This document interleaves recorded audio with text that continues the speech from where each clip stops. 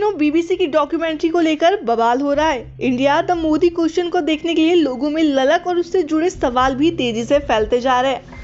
आप लोगों में भी इच्छा होगी कि आखिर इस बीबीसी डॉक्यूमेंट्री में ऐसा है क्या जिसके कारण ये इतनी पॉपुलर होते जा रही है।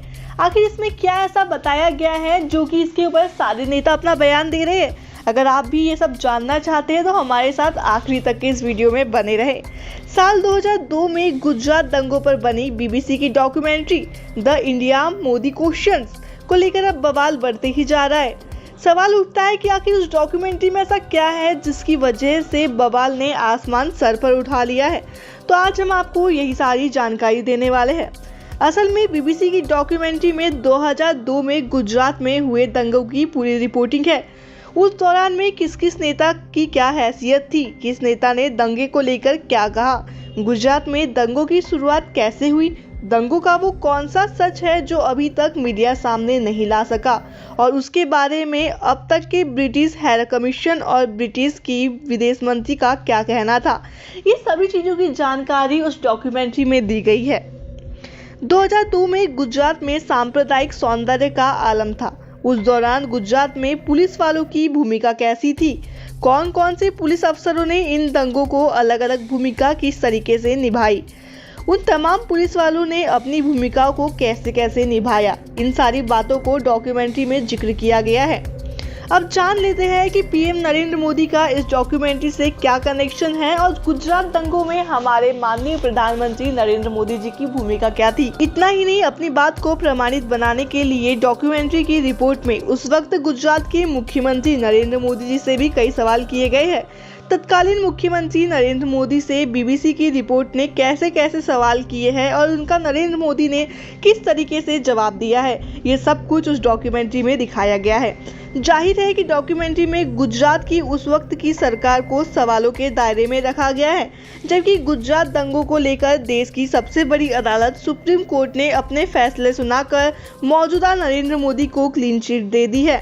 अब ये जान लेते हैं कि आखिर पीएम मोदी को लेकर बनी बीबीसी डॉक्यूमेंट्री इतने विवादों में क्यों घिरी हुई है, इसके ऊपर इतनी बयानबाजी क्यों हो रही है, नेता इसे इतना ट्रोल क्यों कर रहे हैं। इस डॉक्यूमेंट्री में भारत सरकार पर प्रतिबंध लगाने के बाद विवाद ने रफ्तार पकड़ी, लिहाजा इसी फैसले से रोशनी में गुजरात दंगों पर बनी बीबीसी की डॉक्यूमेंट्री को लोग देखने के लिए बेताब है। असल में गुजरात दंगों के दौरान वहां की तमाम व्यवस्था के साथ साथ उस वक्त मीडिया में उठे सवाल को भी इसका हिस्सा बनाया गया है।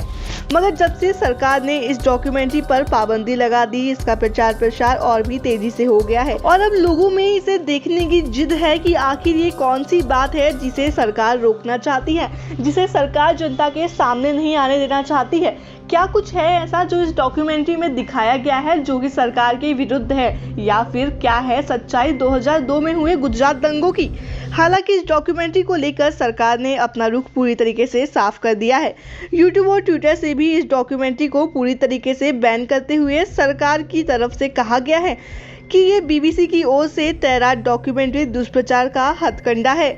सरकार मानती है कि इस डॉक्यूमेंट्री में निष्पक्षता का अभाव है और ये पूरी तरीके से अनौपचारिक मानसिकता को दर्शाती है।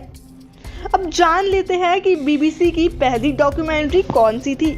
डॉक्यूमेंट्री बनाने के मामले में बीबीसी हमेशा से अग्रणी रहा है। उसने अपने पत्रकारिता के इतिहास में सबसे पहली डॉक्यूमेंट्री बनाई। अब हम बात करते हैं कि आप ये डॉक्यूमेंट्री कैसे देख सकते हैं, कहां कहां आपको ये डॉक्यूमेंट्री मिल सकती है जिसे कि भारत में बैन कर दिया गया है।